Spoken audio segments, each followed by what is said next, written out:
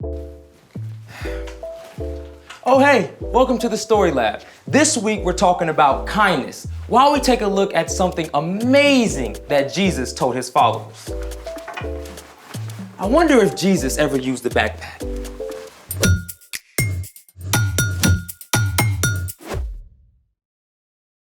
Hey, I'm Carter. And I'm Zeke. We're talking about kindness, which is showing others they are valuable by how you treat them.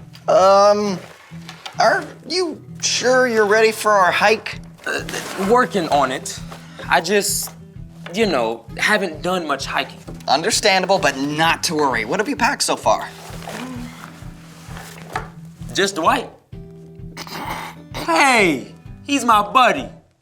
Yeah, okay. Now it's time for you to see what's really important to pack.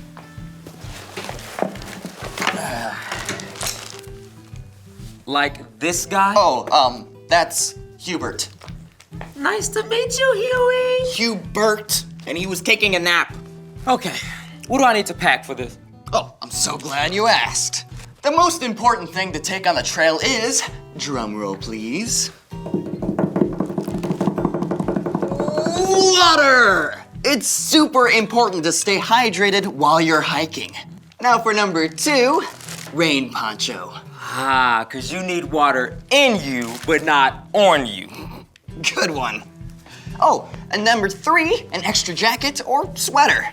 Then you're going to want to take, first aid supplies. And sunscreen so you don't get burnt. What's next? Hand sanitizer. My little cousin calls this stuff sanitizer. Wet wipes. And of course, a trash bag. Leave no trace. Nobody wants your trash out in the nature. Well, except maybe the raccoons. Otherwise known as trash pandas. Okay, I just feel like something's missing. Hey, what about the trail mix? Well done, young grasshopper. We just need, raisins, peanuts, and M&Ms. Oh, you're stuck in the valley, my friend. Just wait and see until we look upon the vast vistas of trail mix possibility. Well, what are we waiting for? Let's make it! What's all this? Well, this is the ultimate make your own trail mix bar. Okay, this is awesome. First, you gotta have carbs to fuel your hike. Carbohydrates provide glucose, which your body converts to energy. You can find carbohydrates in dried fruit like raisins, cranberries, banana chips, and even stuff like pretzels or cereal. And you also need healthy fats. Nuts like peanuts and almonds, pumpkin and sunflower seeds, and even coconut chips, if that's your jam. Healthy fats provide energy while helping to make your bones strong and keep your brain healthy. So your mind is sharp and you don't get lost in the woods. What about this stuff? Oh, that's how you jazz up your trail mix. M&Ms, mini marshmallows, or peanut butter cups, chocolate chips, anything you want, really. But now, it's time to mix it up your way. This could take a while. You really went all out. I try. Speaking of going above and beyond, it's time for The story before the story.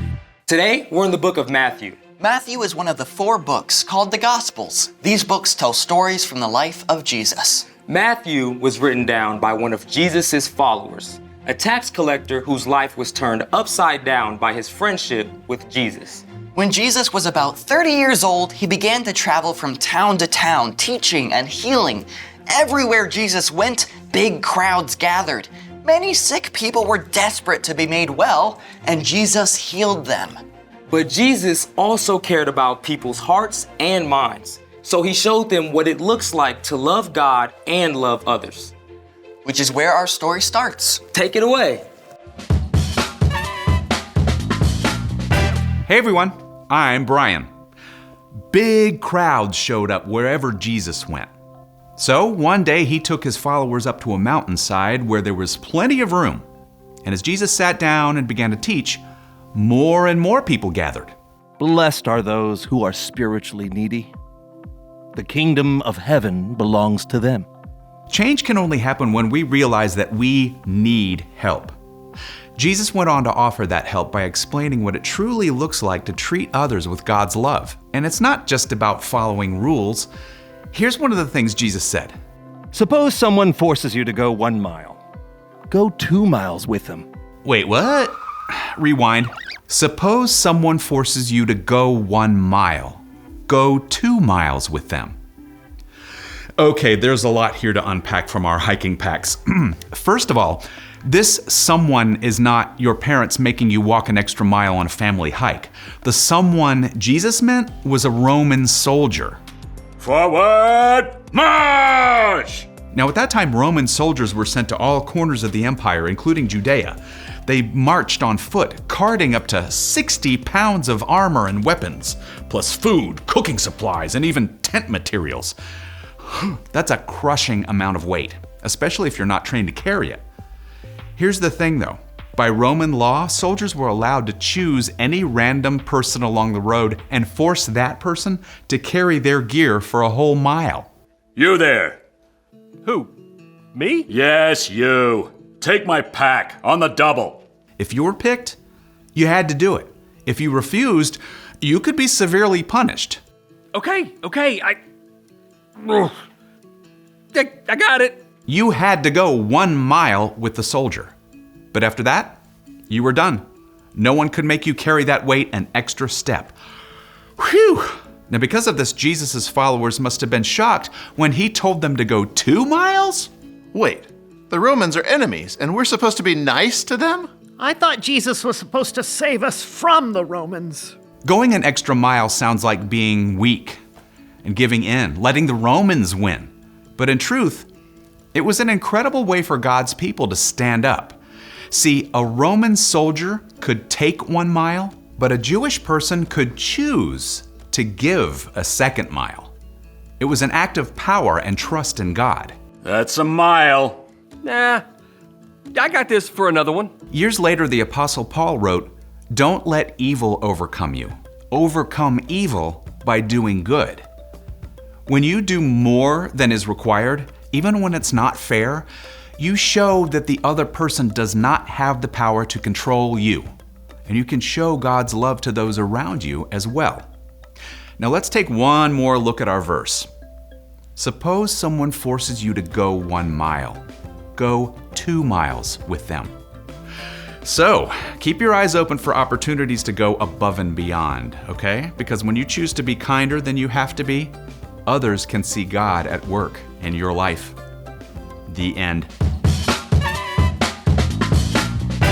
60 pounds? I complain about carrying a water bottle and some snacks. I can see how the people who first heard about the extra mile thing were pretty shocked. Yeah, Jesus knew it was going to be a powerful word picture. He wanted them to remember and keep thinking about it. So, what's our part in the story? Well, that word picture is supposed to stick with us, too. I mean, you're not going to be stopped by a Roman soldier and forced to carry his pack for a mile, but you will face situations that feel unfair, and that's where you can stand strong by choosing kindness. Like if your coach makes everyone run an extra mile for goofing off, but you weren't. You can choose to run laps without grumbling and still treat your coach with respect. Or, if a kid in your class is rude and cuts in line, you can choose to give them a smile instead of yelling or shoving. And maybe even give them a hand later if they need help. It's a great way to show that they can't control you. But that doesn't mean you have to let them bully you either. That's right. You can respond with kindness, but still tell a teacher. And there are other ways you can go above and beyond to be kind. If it's your turn to empty the dishwasher, take out the trash too. Or pack your brother's lunch too when you pack your own. And anytime a parent or teacher asks you to do something, you can choose to do it with a good attitude. That is a tough one. No kidding.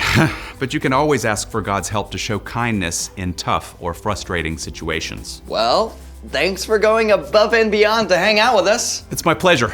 Now I gotta get my miles in. See you next time. So, here's the thing.